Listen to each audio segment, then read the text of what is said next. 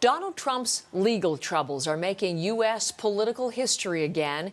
He's now the first former president to be indicted on federal charges, and his lawyer confirms it's over Trump's handling of secret documents. His reaction was personal, but it wasn't. You know, he thought about it and he said, "This is just a sad day.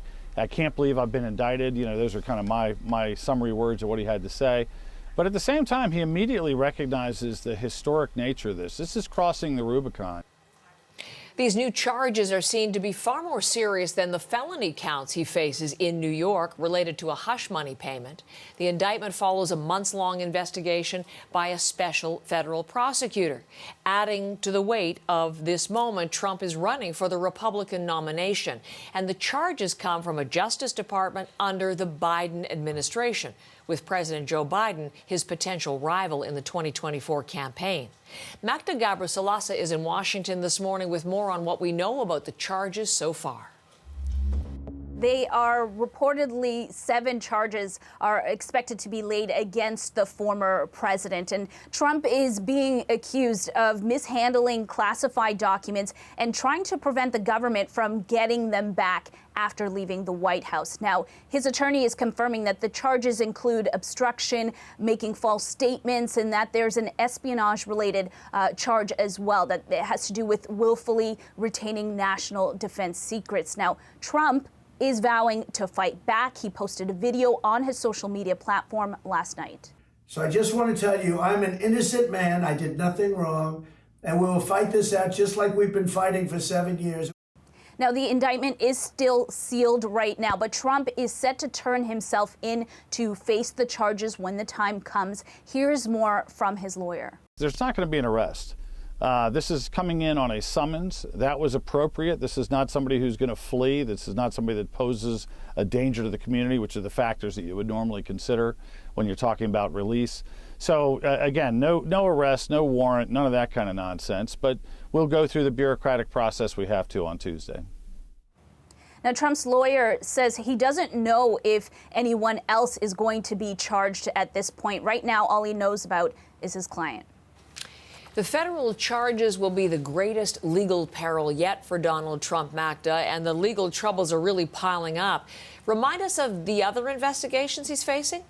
Yeah, well, this is actually the second time the former president has been criminally charged.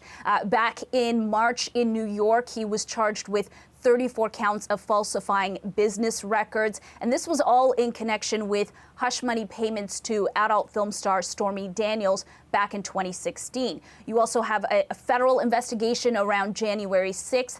The state of Georgia has looked into Trump's attempts to overturn the 2020 election. And last month, Trump was found liable for sexually abusing and defaming former columnist E. Jean Carroll. Well, yesterday he asked for a new trial in that case. Meanwhile, Carroll is suing him again for comments that he made about her during a town hall on CNN after the first case already wrapped up. So there's a lot to keep track of when it comes to the legal battles that Donald Trump faces. And this is all going on while he still remains the leading candidate for the Republican presidential nomination. And what you're seeing is that his supporters continue to back him.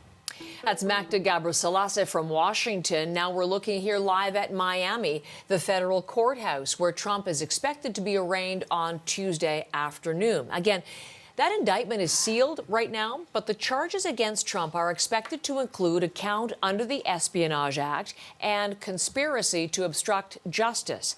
Joseph Moreno is a former U.S. federal prosecutor. He spoke to us just last hour and focused on that conspiracy allegation.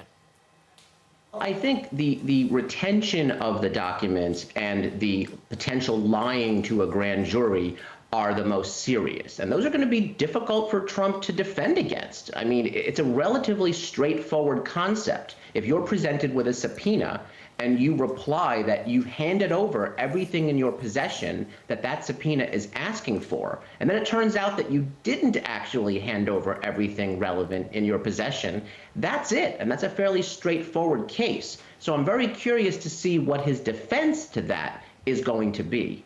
The other point is the conspiracy that you mentioned.